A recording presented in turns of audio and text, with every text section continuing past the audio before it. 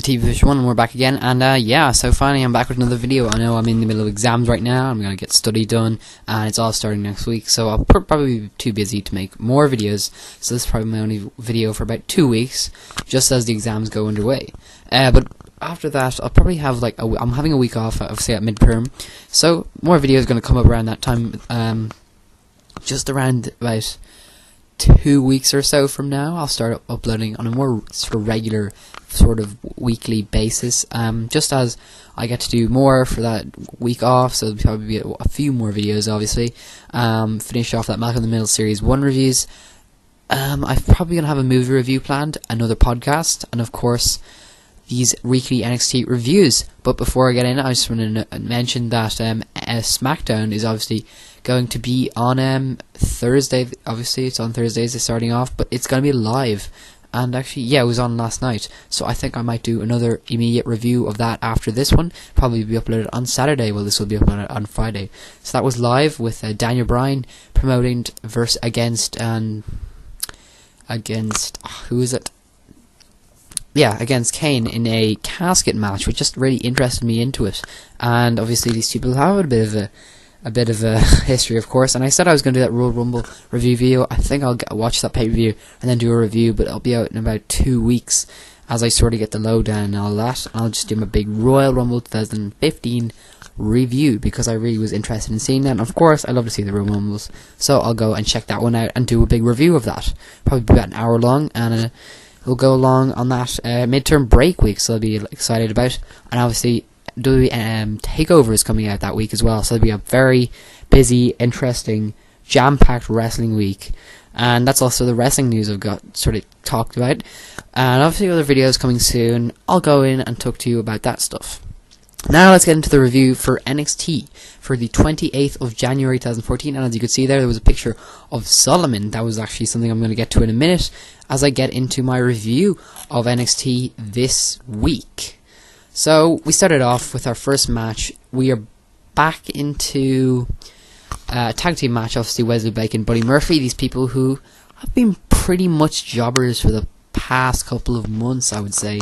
Last time I saw them, they've had a pretty strong performance, a bit of a fan base, but again, not much, I guess, personality in my eyes, and not much charisma. But these guys do actually show charisma this time round, and I get to see a different side to them. They take on Lucha Dragons for the NXT Tag Team Championships this week. Very interesting indeed. They get this chance early on. The commentators are a bit... I know one of the commentators was a bit doubtful of this, but again, they go in against the Lucha Dragons and are looking strong in this one. They end up winning this one and the NXT Tag Team Championships to change hands. Yes, this is probably the most memorable moment of the night. It was a big kickoff for this night, and of course, it just puts NXT on the map on Wednesday nights, competing alongside Lucha Underground, which I haven't seen before, but I might go check it out in the future. I probably won't, but you know, something to think about. Lucha Underground is something that a lot of wrestlers these days on the internet are talking about. Anyway, we get to see new NXT Tag Team Champions in Wesley Blake and Buddy Murphy, and they do show a little bit more personality. Obviously, they end up winning the championship and look really happy with it. But my only sort of doubt is that it's not going to be a long reign for them, I do not think. The only reason I think that is because they just don't have the right... I don't know, I just don't think they have the right star power to pass that position as the tag team champions. They are definitely getting pushed, and I would definitely say to WWE, do not put these guys on the main roster like you did with the Ascension. The Ascension, I don't know, I just think that didn't work out too well on the main roster. It usually doesn't, guys. Keep these guys on NXT. You want to keep them there. You're going to need to get a bit of star power. And so they're sort of filling in the shoes of the Ascension, basically. I mean, I don't want them to put them in the direction of the Ascension. Wesley Blake and Buddy Murphy, they should be put in a completely different direction, in my opinion. Keep it in a separate direction, of course, and make sure that these people are given a good push. But most importantly, do not give them the Tag Team Championship for too long. I want it to be moved around a bit. I don't want it to be stuck on some person like the Ascension for too long, like a year or something like that. Wesley Blake and Buddy Murphy, pretty grateful opponents, and yeah, it's nice to have faces for the Tag Team Championships opposed from the vaudevillains, but you know, a good feud could occur there of faces versus villains. So earlier on this match, it's noted obviously that Tyson Kidd is a former graduate and the last graduate of the Heart Dungeon. Very talented guy indeed. I know I've talked about him a few times before this, but when he gets into this one, he just acts very heelish, in a very, very heelish manner. And of course, he is in that same sort of manner of, well, I'm too good for this guy, or he's sort of, you know, of course, a little bit petrified or just intimidated by Adrian Neville's presence there, as he is being such a strong and a talented individual in the whole of NXT. So, of course, he sort of edges himself out of the ring, acts a little bit dirty, a little bit heelish, and then we go back in, get some more of this match. Adrian Neville actually pulls off the win, and yes, there's a few attempts where Tyson Kidd is on the verge of knocking Adrian Neville out, and vice versa.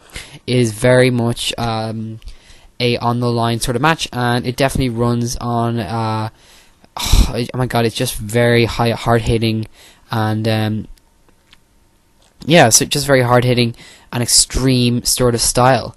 And of course, he's very, very talented, and it was a very enjoyable match, and there was a crowd with it, and they said, oh yeah, this is awesome.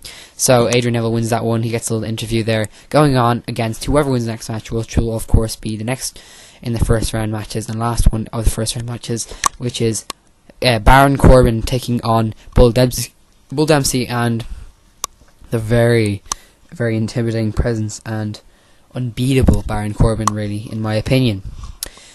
Next up, we get a little promo for obviously SmackDown, an interview on behalf of, yeah, of course,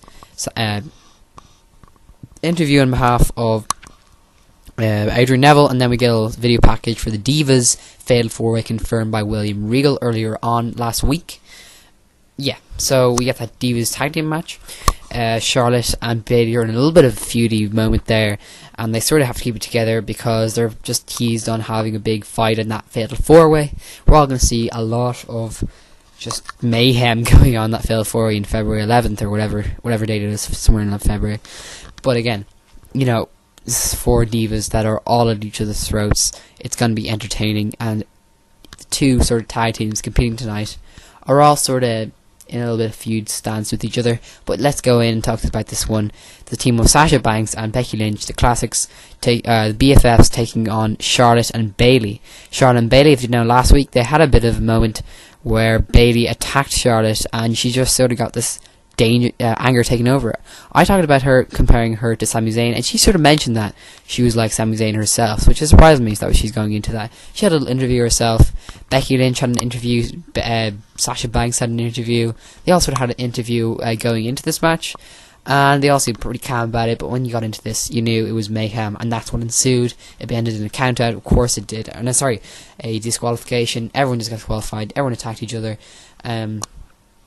It was an alright match. Yeah, I guess it was pretty technical. And yeah, everyone got a chance to shine in this one. And then this is my big character talk for Becky Lynch. Yes, Becky Lynch, I talked about her. The goofiest gimmicks she could ever have. Obviously, she came in pretty recently, and the gimmicks she's been getting, it's just unbelievable. She came in as the Irish dancer gimmick, the very face Irish dancer, and immediately goes into, obviously being with Sasha Banks, she goes into that rock star gimmick. First of all, the Irish dancer gimmick, very, say racist, just because he's from Ireland, like I am. I guess WWE just quickly, the writers here going very lazily on that gimmick. Of course, I don't really have much of a problem with that, because she's just already starting off. That was like her first few matches. But here he is, Becky Lynch, she's still got the weird scraps on her, and her character is completely confused.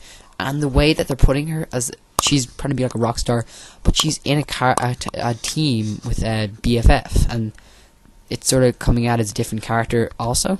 She's trying to infuse 2 characters. It's not working. So teaming with Sasha Banks was just a mistake, really. It doesn't make any sense, really, to have her teaming who she just appears to be with Sasha Banks. I guess this was after winning one match or something like that. They teamed up. Yeah, it's just been a string of different weird tag team matches between the two, Sasha Banks and Becky Lynch in matches, and it's just appeared like a very sort of face heel. Do you know what I mean? She's going like the rockstar gimmick, and it just seems like she's a face.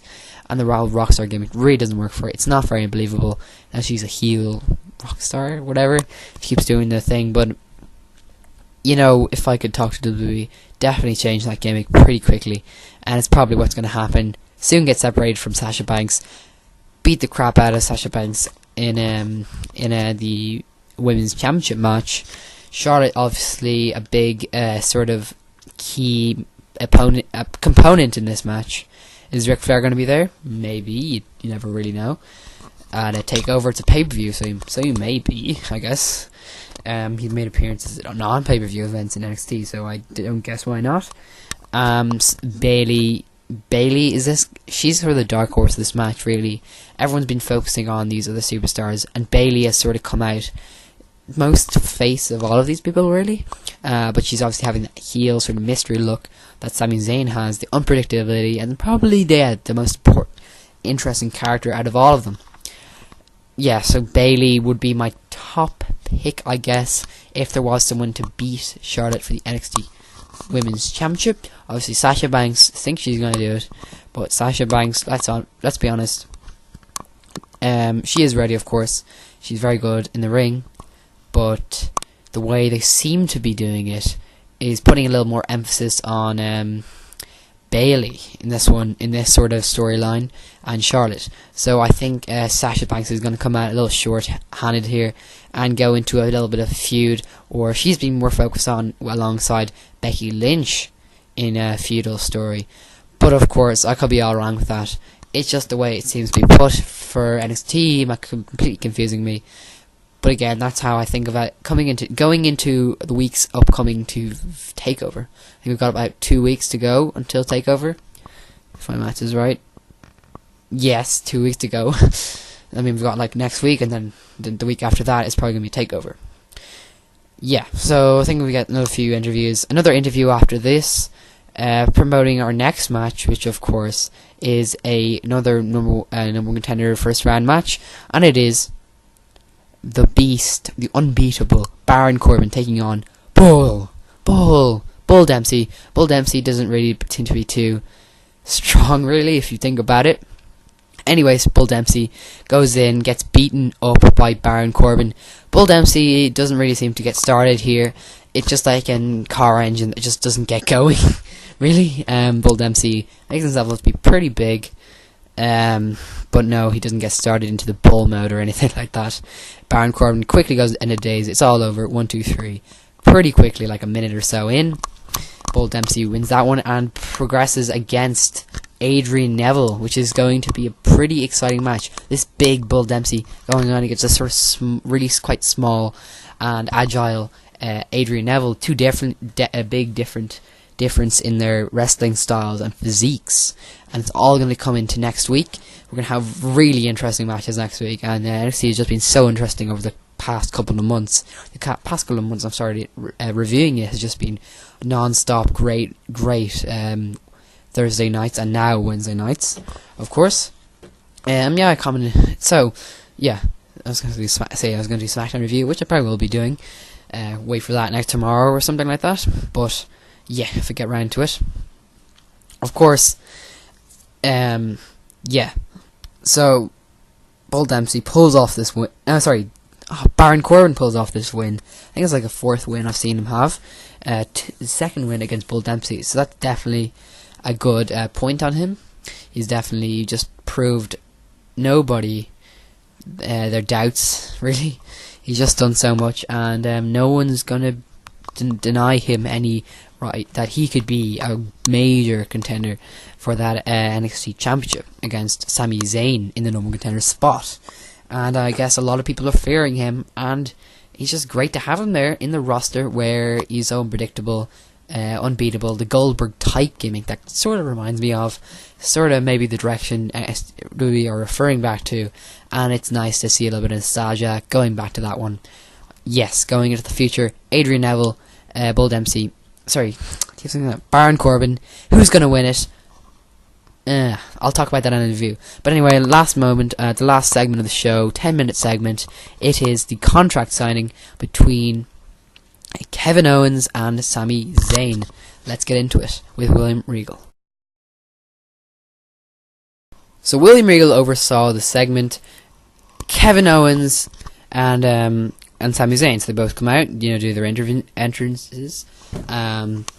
William Regal states this will not be like all WWE segments where they have those contract signings, which is funny because the crowds react to that, where everything goes wrong and one person attacks the other and it all goes over extreme. So William Regal stated clearly at the very start of this segment, if we're going to have this straight, we're going to have this where none of that sort of shiz is going to happen, really.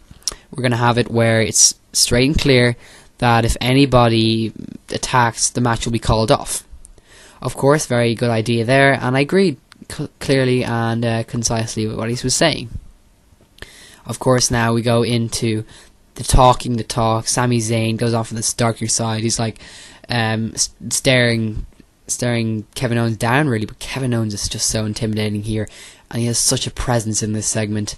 Oh my god, it's a really unbelievable the sort of tension that builds up, and the crowd are just there behind neither one, really, because they're just waiting on what's going to happen next. No attacking goes on. That's probably the best bit. There was no big fight down or anything. It was just tension completely built between the two. William Regal just standing over as the mediator, and it got so intimidating, really. Sami Zayn just demanding why Kevin Owens wouldn't fight. Kevin Owens doesn't really put onto that subject too much. Stays silent. He's a silent and deadly type of guy. Doesn't explain himself correctly. It's very heelish of him, and such a good heel character. Then we go in. I guess Sami Zayn signs his contract first, and obviously Kevin Owens demanding to have it as a title match, which Sami Zayn demands pretty much to William Regal to do, which we get, and yes, so I think it's going to be a tag and NXT Championship match at a TakeOver. Kevin Owens eventually signs, saying that his family, this is all for his family, really, and just denying all facts of him being a heel, doing it the funny way. Kevin Owens, what a beast in this segment. Very intimidating, very good segment. Great moments on this NXT, very memorable, and both come off very dark side and no real face in this segment. Of course, Sami Zayn just hiding his true emotions at Kevin Owens. So that's going to be a good match coming up there. TakeOver, talk about that next week in our sort of preview of that and the Go Home NXT pay-per-view TakeOver show, I think. I'll just refer to that and see if that's correct. Now, talk about the other few matches that were announced for TakeOver. Of course, that is the Divas Fatal 4-Way match, Becky Lynch, Sasha Banks, Charlotte, and Bayley. Who's going to win it and come out of that one? Obviously, Charlotte is the current women's NXT champion, and is she going to retain the championship? Is she going to lose it? I think she will probably have a 60% chance she will maintain that championship. If she loses it, it will be to Bayley, as I sort of stated earlier on. Then the more likely cause is that she will maintain the championship as the other way gets disqualified. Either that way, or she's going to get a clean win. More likely, everyone else is going to get disqualified as a championship advantage. She's going to maintain the championship, and so everyone else will just go mad and develop in different storylines. Wow, oh wow, what a sort of big cluster we've got going on in that section of the women's there, and it usually develops like this kind of messy, but hopefully we'll see it as concise two one-on-one storyline developing after TakeOver, really. What other match we had confirmed? Obviously, we got Sami Zayn, Adrian Neville. Talk about that next week. No, sorry, Sami Zayn and Kevin Owens. And this Fatal 4-Way Divas, women's, if we see any sort of development in this next week, I'll talk about that, of course, in my next NXT review next week. In February, we're starting off that month. But, if there's any other matches confirmed, we can talk about that really next week. And of course, we've got two more matches on the No One Contenders round 2, and that is, of course, Finn Balor versus Hideo Itami, and Baron Corbin versus Adrian Neville, all coming up next week. Very excited for those two matches. Baron Corbin versus Adrian Neville. What's going to happen there? What is going on? If I had to make predictions quickly and concisely, Baron Corbin defeating Adrian Neville, upset victory, and Baron Corbin is just going to come off really, really strong. Maybe end it by getting Adrian Neville counted out. Probably won't do that. Probably be an end of day sort of finish outside the ring, I'm guessing. Adrian Neville is going to try bring it outside like he did with Tyson Kidd, but it's not just going to work out too well for him. That is my prediction. Now over to the other match, which of course is Finn Balor versus Hideo Itami. I mean, I forgot to talk about this, but Finn Balor had a little segment where he said he was going to end it with Hideo Itami, and he was confident in that. Hideo Itami comes out, and you know, there we go. They don't really seem like they hate each other too much, but of course they're going to put on a great match, and I'm confident that next week it's going to be just a great highlight segment for that match, because it's going to be amazing, really. Yeah, and the winner of that match will be... yeah, I'm going to go with Finn Balor. So Finn Balor going to pull off the victory there, and I don't think it's going to be too surprising that Finn Balor is going to do it. Finn Balor really, I think he's probably going to get the push in this whole two-man troupe here. I don't say anything bad about Hideo Itami, of course I don't, but I don't know. I just have a feeling with Finn Balor, and I just feel like he's got the right character, the right place, the right time. You can prove me wrong on that one, but again, if he does win that one, he will face someone else, and if he wins that, well, he's a number one contender, really. So there is just so much on the line in this match. And the next match preceding after that one, sorry. Yeah, so that's all I need to talk about in this NXT, guys. Remember to favorite, like, and comment below in this video, and also subscribe. It's very easy. You click the button below, you get unlimited access to my channel for free, guys. Every time I upload a video, you'll be notified in it. You can also go to my channel, discuss and comment on that. You can check out my playlist and all my videos I do. Weekly NXT reviews as always. Movie reviews, TV show reviews, book dramatic readings, and any reviews you really want to request, you can always do that below commenting. And thank you guys for watching. See you guys next time. Enjoy and bye.